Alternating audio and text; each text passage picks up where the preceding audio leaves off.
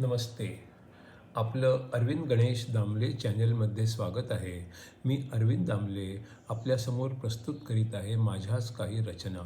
हा आहे ह्या रचनांचा 1042वा भाग.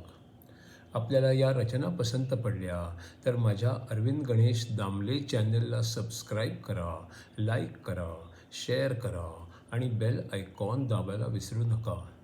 तर माझी पहिली रचना आहे, खुद कोशिश करना और सबसे आगे जाना, प्रथम आना, ये खुद का जीतना है. लेकिन सबको, सारी जनता को साथ लेकर निश्चित रूप से आगे जाते ही रहना, ये किसी भी नेता का जीतना है. दुसरी जी रचना आहे ती आता ब्रह्मसूत्रातील 59वा सूत्र. स्वर्ग, पृथ्वी आणि आदी सगळेच ब्रह्मापासूनच बनतात.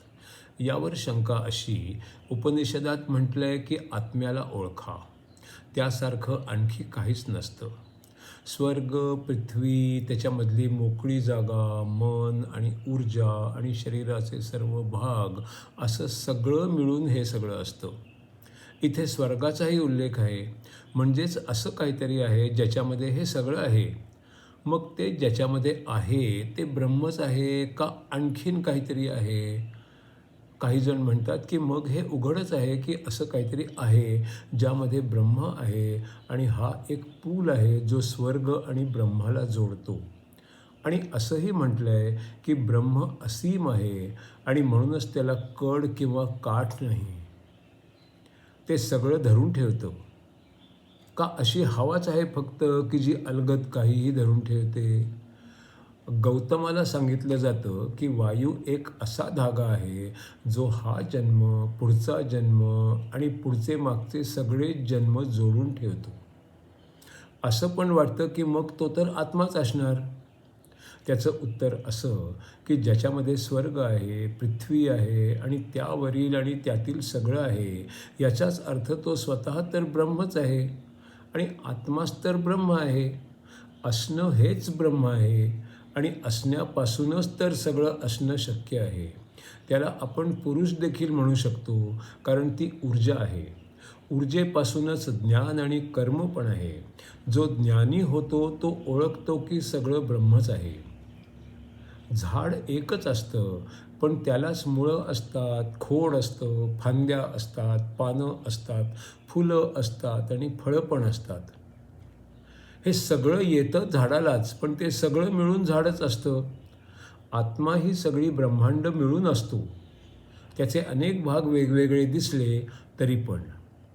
मग ह्याच्या पुढचा प्रश्न असा आहे की हे ओळखायचं कसं? तर ज्ञान मिळवायचं, सगळं अज्ञान घालवायचं, म्हणजे जे जे तात्पुरतं आणि अस्थायी ते बाजूला काढायचं. जो अस्थायीला चिकटून बसतं त्याचे पुनर्जन्म होत राहतात ज्ञान होईपर्यंत. हा प्रवास सगळं वेगळं वेगळं आहे, यापासून सगळं एकच आहे इथपर्यंतच्या विचाराचा असतो. सगळ्याला जोडणं, याला सेतू हा शब्द वापरला आहे. असं ज्ञान झालं, हा पूल बांधला तर तोच तर सेतू बनतो. आता तिसऱ्या विभागातलं दुसरं सूत्र आणि एकूणातलं 60वं सूत्र. जे बंधनांपासून मुक्त होतात तेच लांब जाऊन पोचतात. इथे ते स्वर्ग, पृथ्वी सर्वांच्या पलीकडे जातात. मी, शरीर यांच्यापासून ते मुक्त होतात. मग मृत्यूच्या भयापासूनही ते मुक्त होतात. पापांपासूनही मुक्त होतात. चांगलं वाईट यांच्यापासूनही मुक्त होतात. जे भावनांमध्ये अडकलेले राहतात ते मुक्त होत नाहीत. ते नदीसारखे वाहत जातात प्रवाहात आणि समुद्रात मिसळतात आणि मग नदी आणि समुद्र यांच्यातील फरकच संपतो. नदी, त्या नदीचं नाव, त्याच्यातून काय वाहत आलंय ते, हे सगळं वेगवेगळं असणं संपतं.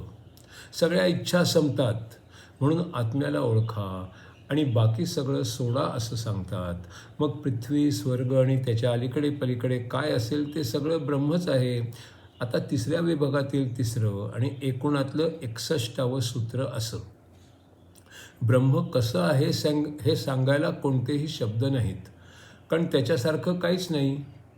त्यामुळे तुलना करणं शक्य नाही आणि त्याला तर्क पण लागू होत नाही. स्वर्ग आणि पृथ्वी यांच्या आत बाहेर असणारं, याचं वर्णन करणारं असं काहीच नाही. त्याचं असायचं कारणही ठाऊक नाही. त्याला गुण नाहीत म्हणून त्याच्या विरुद्ध हे असं पण काही सांगता येत नाही. यानंतर तिसऱ्या विभागातलं 4थं आणि एकूणातलं 62वं सूत्र बघू. हे खरं आहे की काहीही जिवंत असेल तर ते आत्मा असू शकतो. पण मग त्याला अज्ञान असेल आणि तो सगळीकडे नसेल. तो स्वर्गात आणि पृथ्वीवर सगळीकडे नसेल. कोणताही जीव आत्मा असणं शक्य नाही, कारण त्याच्यात स्वर्ग आणि पृथ्वी सगळं असणंच शक्य नाही. तो खूप मर्यादित आहे. आता यासंबंधीच तिसऱ्या विभागातलं 5वं सूत्र असं, इथे ज्याला जाणायचं ते आणि जो जाणतो तो यांच्यात फरक आहे असं सांगितलं आहे. ज्यासारखं दुसरं काही नाही असा आत्मा जाणून घ्या असं पण सांगितलं आहे. इथे जाणून घेणारा जिवंत प्राणी आहे आणि त्याला मुक्तीची इच्छा आहे. त्याला आत्मा किंवा ब्रह्म जाणून घ्यायचं आहे. पृथ्वी आणि स्वर्ग काही कुठल्याही एका प्राण्यात नसतात. त्याच्याशी संबंधित ह्या विभागातलं 6वं आणि एकूणातलं 64वं सूत्र असं. हे सगळं ब्रह्माच्या संदर्भात आहे आणि ब्रह्म असं आहे की जे जाणून घेतलं की सगळंच जाणून घेतल्यासारखं होतं.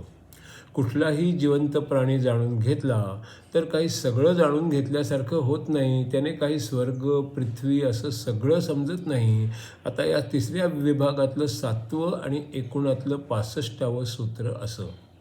स्वर्ग, पृथ्वी याबद्दल सांगताना काम चालू ठेवणं आणि ते खाणं म्हणजेच ते अनुभवणं. सारख्याच नावाचे समजा 2 पक्षी आहेत. दोघंही एकच काम करतात. त्यापैकी एक वेगवेगळी फळं चाखतो आणि दुसरा काहीच खात नाही. यामध्ये ब्रह्म आणि व्यक्तीचा आत्मा याबद्दलच सांगितलेलं आहे. यावर शंका अशी की इथे तर आत्मा आणि ब्रह्म हे वेगळे आहेत असं दाखवलेलं आहे. याचं उत्तर असं की इथे आत्म्याबद्दल सांगतच नाही आहेत. प्रत्येक शरीरातला आत्मा त्या त्या शरीराचे अनुभव घेत असतो. ते नेहमी सीमितच असतात आणि त्याच्या बुद्धीशी निगडीत असतात. त्यामुळे उपनिषदांच्या मध्ये याबद्दल सांगितलेलंच नाही. उपनिषदात ब्रह्माबद्दलच सांगितलेलं आहे. प्रत्येक शरीरात जे असतात ते आत्मा आणि ब्रह्म असे दोघेही असतात. पैनगी उपनिषदात सात्विक बुद्धी असा उल्लेख आहे. कुठल्याही जिवंत प्राण्यात सबंध पृथ्वी आणि स्वर्ग सगळं काही असणं शक्य नाही. पण एकदा शरीरातून बाहेर पडलं की मग आत्मा आणि ब्रह्म यांच्यात काही फरकच राहत नाही. जशी उघड्या भांड्यातली हवा आणि बाहेरची हवा, याच्यामध्ये आतील हवा आणि बाहेरची हवा भांड्यामधली हे दोन्हीही एकच तर असतं.